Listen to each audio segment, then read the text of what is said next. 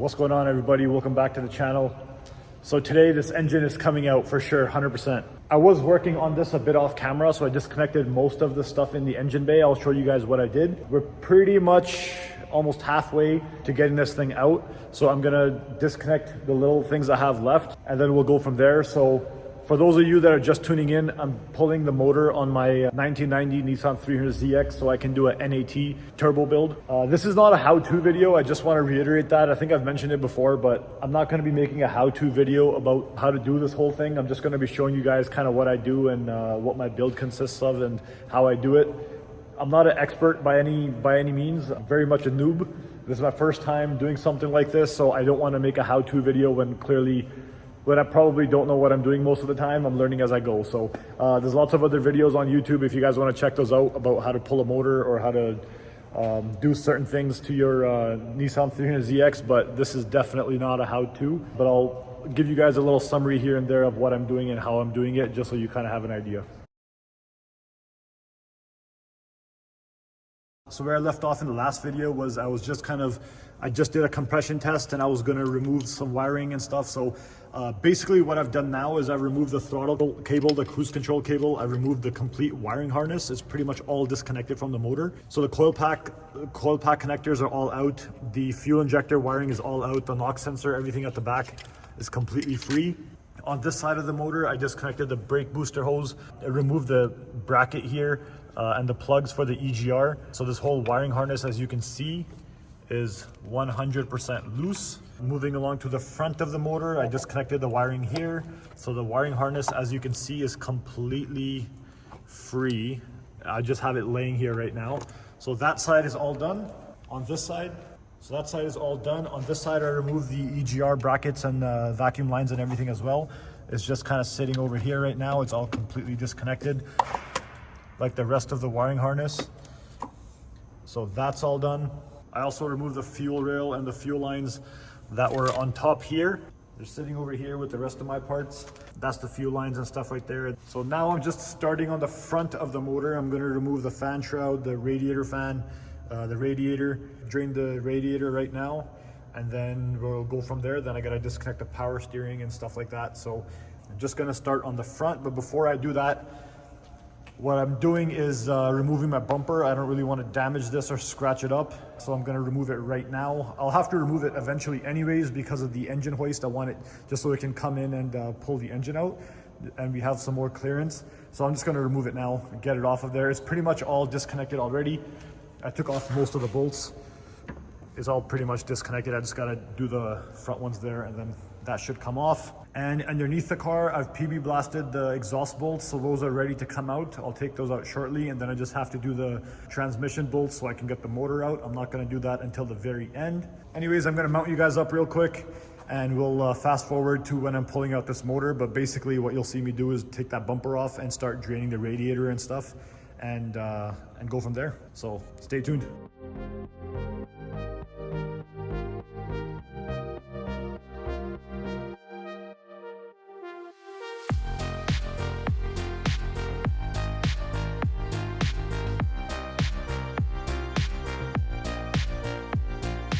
So I'm just taking apart more stuff here.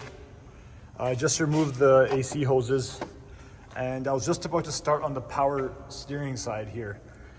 And I knew I had a power steering leak, but check this out. Like, this is pretty bad. Like, it's dirty everywhere. So I'm pretty sure it's the power steering pump. I know that's a pretty common issue with these cars. It might be some of the hoses here too. I'm gonna replace the hose as well. Let me know if you guys think it's the reservoir that's leaking. The fluid out here on the reservoirs kind of got me worried. Maybe I need a new reservoir as well. Also, it looks like I have a leak back here somewhere as well. You can see that line is just caked. And down here, this is the passenger side of the car. I'm sure I'll have a better idea of where that leak is coming from once I pull the engine out. But if any of you might have an idea, let me know in the comments below about this one as well. I don't think this one has to do with the power steering. Power steering is over here, but this might be maybe a valve cover. Could be a valve cover. I'm glad I'm gonna fix all this. I just struggled for literally hours trying to disconnect the transmission from the engine. That's pretty much the last thing I had to do before I put some ratchet straps or a chain on the engine here to pull it out. And you know, I've been doing research for like a year because on all this stuff I was gonna do to see what the best way to go about it is. And I swear to God, I have read every forum online. I have searched everything in the Facebook groups about the best way to go about this. And those top 2 transmission bolts are insanely hard. Now, I know the better thing people say to do is pull out the transmission and the engine together. I'm not doing that. Don't care. Way too hard for me to do with the car on jack stands. This is my first time doing something like this. And pulling the tranny and the engine together, I just don't want to do it. The other way people do it is they pull the tranny first and then they pull the engine up, but I didn't want to pull my transmission unless I really had to, and so I didn't want to pull it. I'm trying to just get this engine out and do it the easiest way possible without taking apart way more than I have to, if that makes sense. I just don't feel comfortable taking everything apart. It just makes me feel a little better knowing that at least one of the engine or the transmission is in. That probably doesn't make sense to a lot of people, but it's just me. I'm probably making it harder for myself, but it is what it is. It's all good. So the top 2 bell housing transmission bolts, pain in the ass. I'm going to show you the extension that I used to reach it. Keep in mind, my exhaust is still there, my drive shaft is still there. I went up about halfway where like the drain plug is for the transmission. I went up from there, and then I got it. It takes a lot of trial and error, but I did get it. So let me show you guys. So I got one of those bolts out. I still have one more to go, but the one I got out is on the driver's side.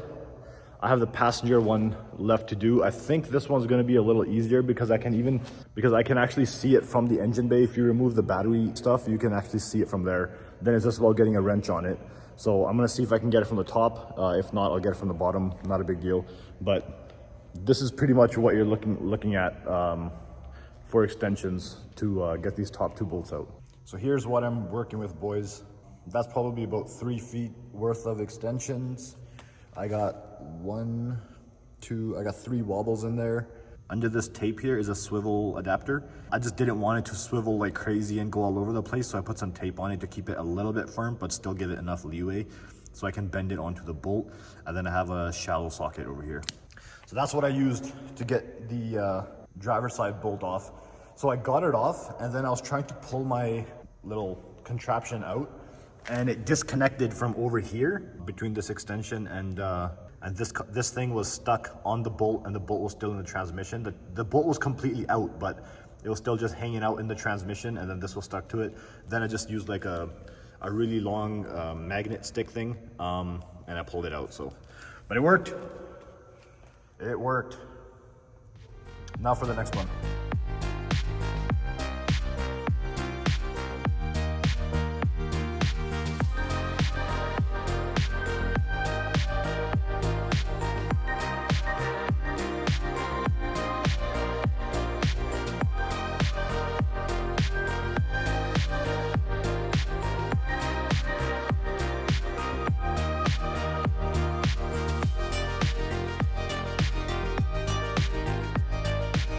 Both bolts are out. I swear to God, top 2 bolts took me maybe 20 to 30 minutes to get both the top bolts out with the way I had my wrench and extensions and stuff set up.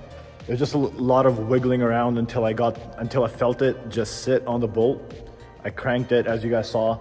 I grabbed another wrench for leverage and cracked it, and I just kept pushing the wrench and socket to stay on the bolt and just kept cranking just to make sure that the bolt was completely off. I didn't want to leave some of it threaded in there and then have to reach up there and try to do it again, even with my hand or something. So I just kept doing it. I started cramping there a little bit. My arms were cramping, and then I would take a break and hold it there, but it's out. So another thing you can do to kind of make it easier, take a light like this.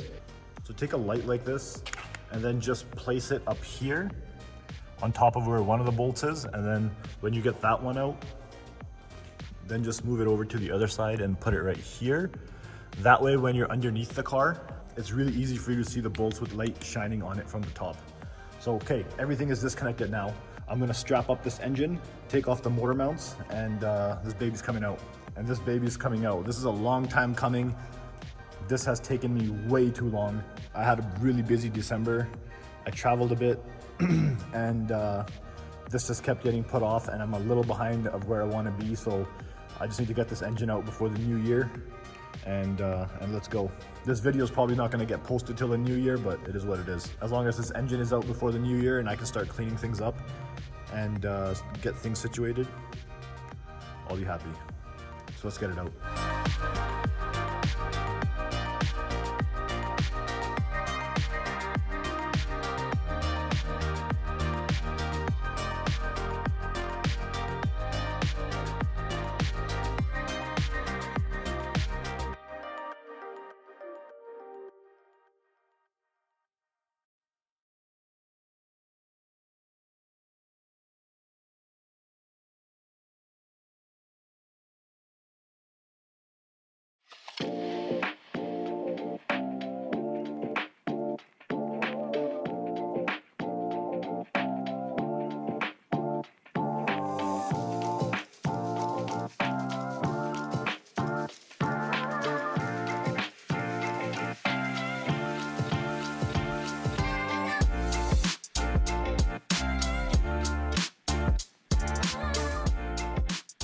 All right, boys, so here's what happened. So yesterday was Saturday. I worked on this for like 3-4 hours, making sure everything was disconnected. Again, I'm no pro.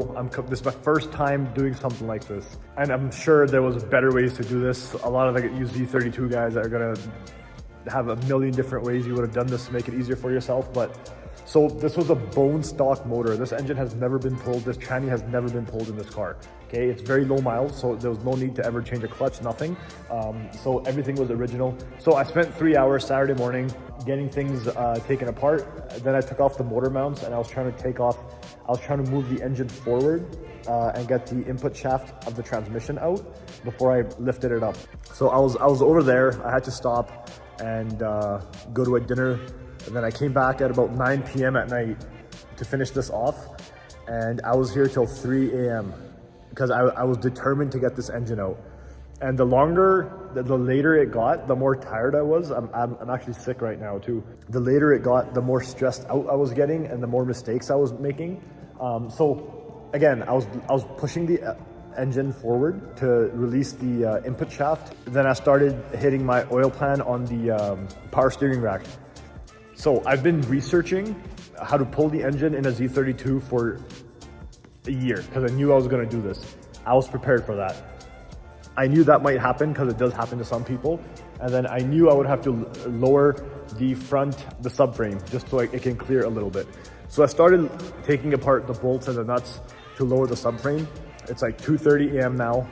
I'm very slow when it comes to this kind of stuff because I write notes, I put the nuts in a baggie, and I write down like what it's for so I don't lose anything. So that's why it took me that long, but it's like 2:30 a.m. I disconnected the whole subframe, and then I have a jack underneath the subframe, and then when I lower the jack, I know that the subframe should come with it, right?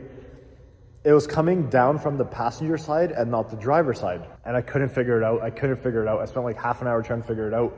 I gave up. I left the engine hanging where it was. I was done. I was stressed, and I was feeling sick, and I was tired, and it was like 3 a.m. again. So I just left the engine where it was, and I went home. I'm at my other garage, by the way, so I went home. Got a good night's sleep. I came this morning, and I started looking around and seeing, what am I doing wrong here?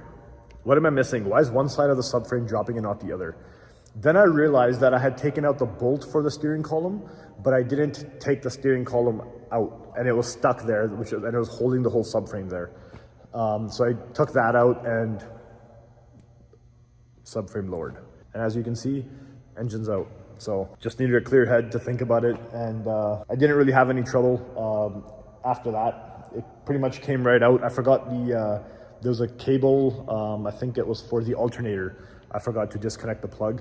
I had to do that, but other than that, everything came out. Boys, this is the first engine I have ever pulled in my life. And it's a Nissan 300ZX, which people say is a nightmare to work on. If I can do this, anyone can do it. But most people, it probably takes a few hours to take this engine out.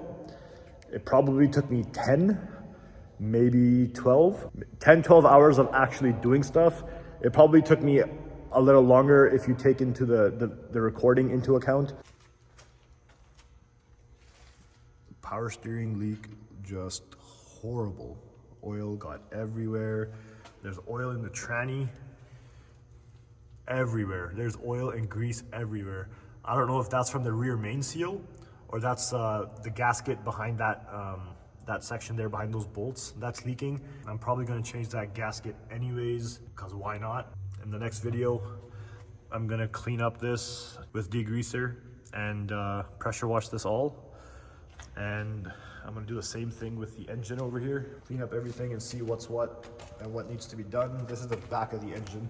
As you can see, everything is just caked. So my leaks were worse than what I thought. I thought it was just like a rear main seal and a power steering leak. Here's the leak back here. Everything's just caked in oil. Let me know what you guys think this is. Pretty sure it's a valve cover, yeah. I'm gonna be doing EGR delete. I'm gonna be deleting the coolant lines under the plenum to make life easier in the future. I'm gonna be doing an AIV delete. I'm gonna be deleting the carbon canister. I'm gonna be deleting everything I can in this car and on this engine. So stay tuned. Hope you guys are enjoying the content. Sorry if the videos are coming out a little slower than they should be coming out. I just got a lot on my plate. I'm learning as I go, guys. I'm a noob.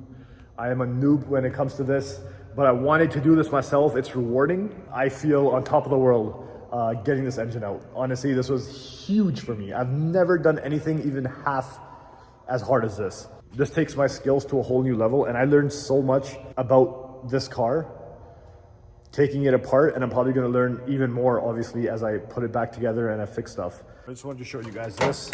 In my toolbox here, I have nuts and bolts, everything labeled, you know, just so I don't lose it. And I got a whole thing, everything I did in order. Everything I did in order, I wrote it down. I did in order, I wrote it down just so I know that when I'm putting it back together, I just go from the bottom to the top. So I'm sure I'll still make mistakes, but that's okay. Anyways, thank you guys for watching this video. Thank you for your support. Again, these aren't gonna be how-to videos. This is me learning and doing the best I can. So would I do anything differently with the engine pull in the future? Maybe I would take out the transmission first, because I'm probably gonna take it out anyways from what it's looking like. I mean, it wasn't hard to drop the subframe, but I probably should have taken out the transmission, but you know, you don't learn until you, anyways, thank you guys so much for watching. I'll catch you guys in the next one. Next video, we're gonna clean everything up and keep this build going. So I'll see you guys soon. Peace.